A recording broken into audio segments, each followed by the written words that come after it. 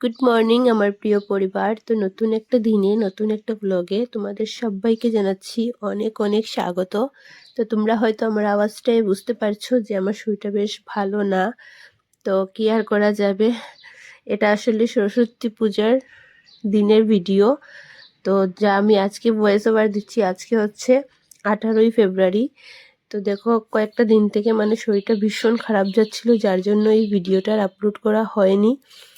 তো যাই হোক, এদিকে দেখো রুহিকে আমি রেডি করছিলাম। তো ওই দিন উঠেছিলাম ঘুম থেকে প্রায় 6টার মতো, উঠে ওকে স্নান টান করালাম তাড়াতাড়ি করে, কারণ রুহির পাপা বললো যে পাশের এক বাড়িতে তাড়াতাড়ি পুজো হয়ে যাবে, তো তার জন্য তাড়াতাড়ি করে ওকে স্নান টান করিয়ে অঞ্জলি দিতে রুহির পাপার সাথে পাঠিয়ে দিয়েছিলাম।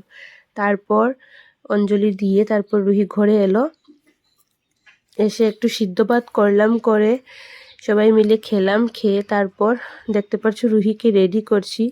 তো ভাবছি ওকে নিয়ে একটু স্কুলে যাব, আর পাশে আমাদের বাড়ির সামনেই মাঠে পুজো আছে, তো ওইখানে যাব।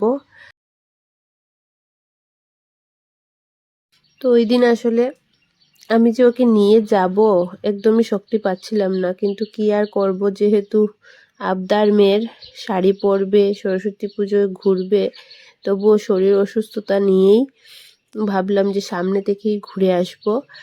তো যদি রুহির পাপা ঘরে থাকতো তাহলে হয়তো আমার যেতে হতো না, ওকে সামনে থেকেই হোক ঘুরিয়ে নিয়ে আসতো। তো রুহির পাপাও ওকে সকালে অঞ্জলি করিয়ে তারপর চলে গিয়েছিল ভাত টাত খেয়ে। তারপর আসলে আমার বাড়িতে আমার ভাসুরের বিয়ের বাজার ছিল ওই দিন, তো ওই জন্য রুহির পাপা সকাল সকাল রুহিকে অঞ্জলি করিয়ে দিয়ে তারপর চলে গিয়েছিল, যার জন্য এই অসুস্থতার মধ্যে আমাকে নিয়ে যেতে হলো রুহিকে। তো যাই হোক, কি আর করা যাবে, হয়তো ভাবলাম যদি সামনের বছর না পারি, তার জন্য এবছর ওকে যে কোনোভাবে আমার মতো করে, দেখতে পাচ্ছ রেডি করছি, করে একটা খোপাও বেঁধে দিয়েছিলাম, দেখতে পাচ্ছ খোপা বাঁধছিলাম। তো যে যতটুকু পারি আমি ততটুকু চেষ্টা করেছি ওকে সাজানোর। তো যাই হোক, এতটা ভালো করে পারিনি, যতটুক আমার মতো করে ওকে সাজিয়ে দিলাম। তো ছোট্ট করে চুলগুলি দেখো বেরিয়ে যাচ্ছে বারবার, আর আমি কাটা নিয়ে এক একটা করে শুধু কাটা ঢুকাচ্ছিলাম চুলে। তো চুলগুলি যেহেতু অনেকটাই ছোট, যার জন্য খোপাটা বাঁধতে অনেক সময় লাগলো। তো যাই হোক, কোনোভাবে বেঁধে দিয়েছি খোপাটা। তারপর ওকে সাজিয়ে টাজিয়ে নিয়ে বেরোলাম। তো যাই হোক, তোমরা দেখো পুরো ভিডিওটা। আর আমি ভয়েস ওভারটা যেহেতু পরে দিচ্ছি, তো এখন আমার শরীরটা অনেকটাই অসুস্থ, যার কারণে আমি তোমাদেরকে বেশি কিছু আর বলতে পারলাম না গুছিয়ে। তো একটু ভুল টুল হলে তোমরা প্লিজ ক্ষমা করে দিও, কারণ কি আর বলবো, এই অসুস্থতার মধ্যে দিকেও ঘরের কাজও করছি, আর ভিডিওটা যেহেতু অনেকটা দিন হয়ে গেছে, যার জন্য এডিটও করা হয়নি, তাই ভাবলাম যে ভিডিওটা এডিট করে নেই। তো তোমরা দেখতে থাকো পুরো ভিডিওটা, আর একটু লাইক করে আমার চ্যানেলকে সাবস্ক্রাইব করে প্লিজ আমার পাশে থেকো। Hey guys, welcome back to my channel. তো তোমরা সবাই কেমন আছো? আশা করছি তোমরা সবাই খুব ভালো আছো, সুস্থ আছো। তো আজ যেহেতু সরস্বতী পুজো, তো তোমাদের সবাইকে জানাচ্ছি সরস্বতী পুজোর অনেক অনেক শুভেচ্ছা ও ভালোবাসা। তো তোমরা সবাই খুব আনন্দ করো, মজা করো। তো দেখতে পাচ্ছ পুরো রেডি হয়ে আজকে তোমাদের সামনে এসেছি। আর ওই দিকটায় দেখো রুহিও বসে আছে রেডি হয়ে। তো এখন প্রথমেই যাব ওর স্কুলে, গিয়ে ওখান থেকে তারপর আমাদের বাড়ির পাশে পুজো হচ্ছে মাঠে, ওইখানে যাব। তো তোমরা পুরো ভিডিওটা দেখতে থাকো, যতটুক পারবো ততটুক তোমাদের সাথে শেয়ার করব, কারণ আজকে তো শরীরটা বেশ ভালো না, তবুও রুহির মুখের দিকে তাকিয়ে ওকে রেডি করলাম, যেমন তেমন করে নিজেও রেডি হলাম। তো চলো আর বেশি কথা বলছি না, ওইখানে গিয়ে কথা হচ্ছে। তো দেখো চলে এসেছি রুহির স্কুলে, এটা হচ্ছে রুহির স্কুল, এখানে রুহি পড়ে। তো দেখতে পাচ্ছ এদিকে খাওয়া দাওয়া শুরু হয়ে গিয়েছিল, যেহেতু আমার আস্তে আস্তে প্রায় 2টোর মতো বেজে গেছে। আর এদিকটা দেখো রুহি কিভাবে হেঁটে হেঁটে যাচ্ছিল সরস্বতী মাকে প্রণাম করতে, তো শাড়ি লাগিয়ে হাঁটতে পারছিল না কোনোভাবে, হাঁটছিল। তো যাই হোক, আমি আসলে ভিডিওটার সাউন্ড অফ করেছি কারণ ওইখানে গান চলছিল, কপিরাইট এসে যাবে যার জন্য। আর তারপর রুহি ওর বন্ধুদের সাথে ফটো টটো তুললো, তারপর আমাকে বলল যে আইসক্রিম খাবে।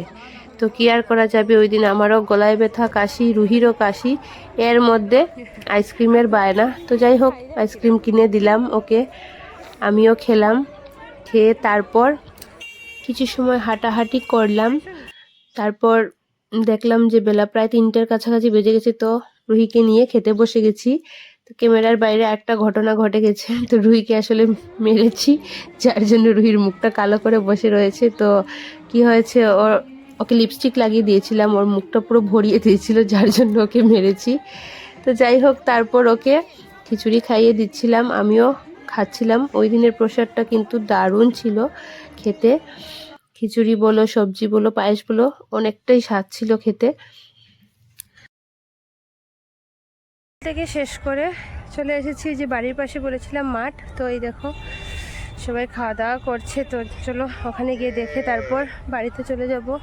আর বেশি কোথাও যাব না কারণ শরীরটা যেহেতু অসুস্থ আমার। তো চলো রুইয়া আসো, যাও চন্নামিত লই লও একটু।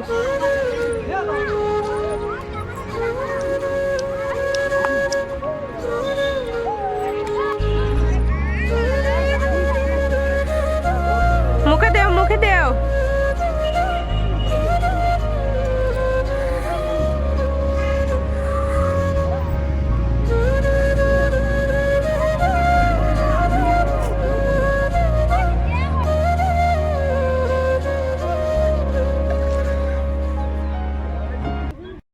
সবাই বলছিল প্রসাদ খেয়ে যাও, তো আমি যেহেতু স্কুলে খেয়ে এসেছি তার জন্য বললাম ঠিক আছে আমাকে একটু কাঁচা প্রসাদ দিয়ে দাও। তো এই যে কাঁচা প্রসাদ নিয়ে নিয়েছি। তো চলো এখন ঘরে চলে যাচ্ছি, আর ভালো লাগছে না।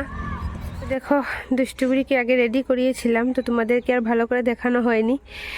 এখন একদম পুরো দেখো এসে ভূত হয়ে গেছে, চুল টুল একবার পিছন দিকে। দেখ কি করেছিস, দেখি ঘুরতো, একদম খুলে যাচ্ছে চুল টুল। দুষ্টু, এই দুষ্টু।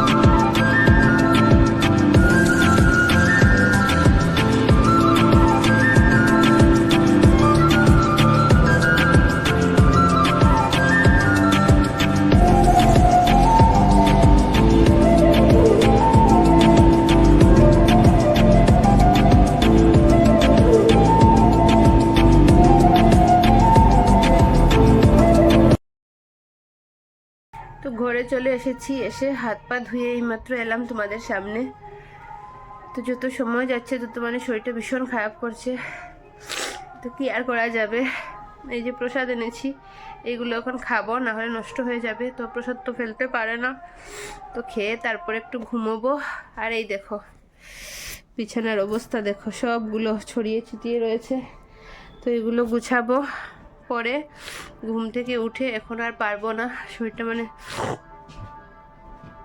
ভীষণ খারাপ করছে। তো যাই হোক, তোমরা ভিডিওটা কেমন হয়েছে বলবে কমেন্ট করে, আর অবশ্য আমার চ্যানেলকে সাবস্ক্রাইব করে আমার পাশে থেকো। তো সবাই সুস্থ থাকো, ভালো থাকো, দেখা হচ্ছে তোমাদের সাথে পরের ভিডিওতে। তো টাটা সবাইকে। তুই পিছন দিয়ে দুষ্টামি করছিস কেন? তো চলো টাটা।